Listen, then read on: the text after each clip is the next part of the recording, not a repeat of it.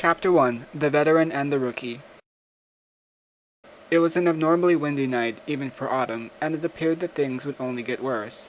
Above, a menacing roar of approaching thunder grumbled fiercely, sending powerful echoes down a cold and desolate street, where the silhouette of an old Honda Civic could be seen pulling over a curve almost illegally.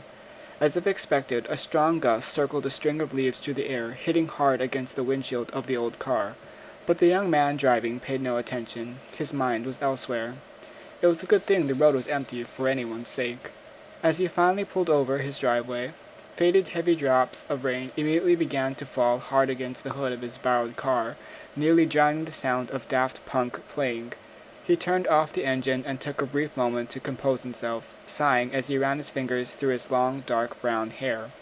Finally coming back to reality, the young man realized the weather had no intention to wait for him to get inside the safety of his apartment building. He sighed once more as he closed his eyes, mentally preparing himself to meet the coming storm. He reached over the passenger seat to pick up his heavy black leather messenger bag, but instead noticed a nearly washed-off scribble in his right hand. Squinting hard, it took a moment for the young man to make out the three-letter word written in his hand. Gas, he whispered to himself. And then he immediately cursed. He had just remembered that he never filled up the gas tank. Perhaps an occasion such as a night like this is grounds for an excuse, but it didn't matter. His roommate was going to kill him anyway. The young man finally dashed out of his roommate's car, his long hair immediately swept into his face by the wind.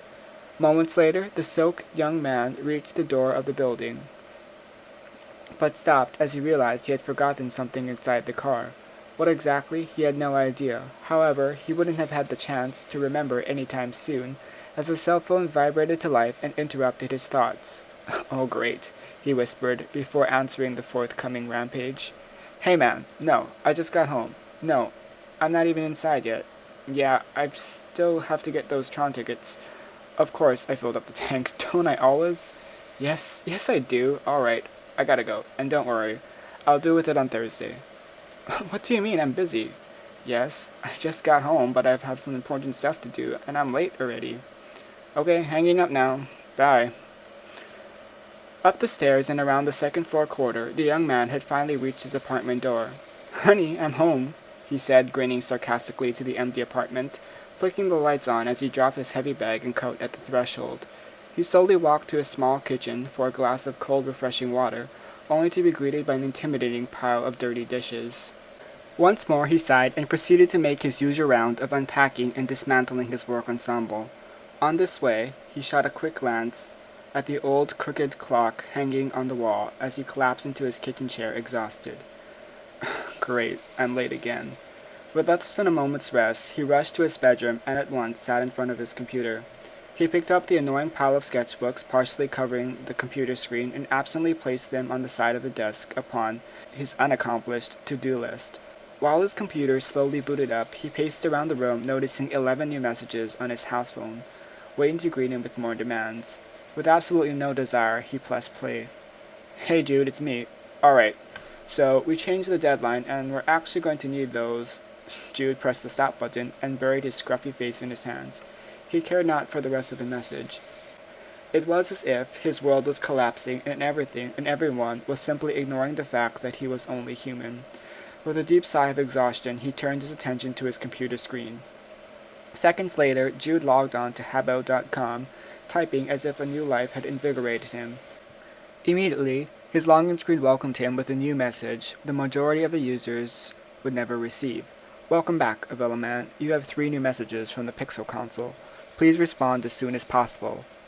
You'll just have to wait a few moments, Jude replied out loud as he dismissed the notification. That wasn't the reason he had logged on into the game. Taking a closer look at the homepage, he was relieved to find his friend Fred still online and waiting for him. Moments later, a small isometrical Habbo entered the game. He looked much like Jude, his creator. However, his hair was lighter and he always donned a pair of 3D glasses with a dark suit. Inside the game, Jude was known to all by his username, Avella. Avella entered a large dark room. At the center was a square space made of glossy floor surrounded by water, and at one end, continuing path leading to a closed gate protecting a teleporter behind it. The walls in the room were night sky with moving clouds of the latest Halloween furniture. His online friend, Fred, was there, alone, patiently waiting for him.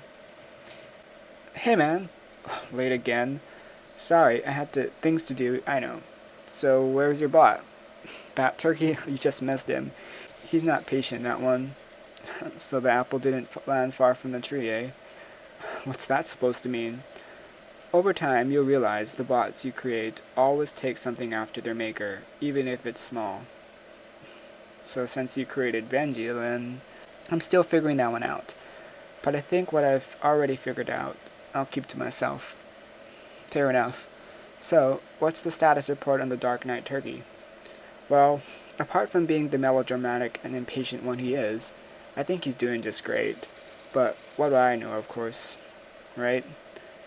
"Give yourself a break, man. You're still new to all this. They're complex beings, maybe even as complex as us." "The others don't seem to think so." "They don't have to, but time will tell." "So, where is he now?" "Bad Turkey?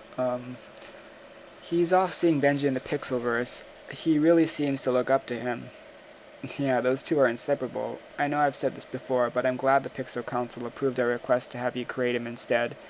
This is no easy matter, but I think it's best that they weren't brothers." "You mean, best that I didn't create them both myself?" "I have my reasons." "Oh, right, sorry. This is still so new to me." "Yeah, I know, the Pixelverse is quite something, isn't it?" "I would have never imagined a place like this ever existed. I've been wondering, though, why is it called the Pixelverse?" "Really? I thought that was rather obvious. We call it the Pixelverse because it is the pixelated universe beyond the hotel, where all the bots live." "I still can't believe it. All this time, it was all real?" "Yeah, for the longest time, I wouldn't believe it until I saw it with my own eyes. It's real, alright." "Wait, have you ever been there?" "Me? No way. Users may never enter the Pixelverse. You should read the pact again. Users and bots may only interact inside the hotel." "But you said..." Figure of speech. "So the turkey's off to see his lovebird, the penguin? I'll take your word that he's fine." Yeah, I guess. Listen, you'll learn everything you need to know about the bots in the Pixelverse in due time. There's quite a lot to take in, after all." "Yeah, you can say that again."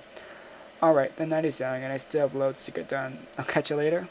"Okay, I'll keep you informed of anything regarding the turkey." "He'll be fine. You created him, after all." Wink.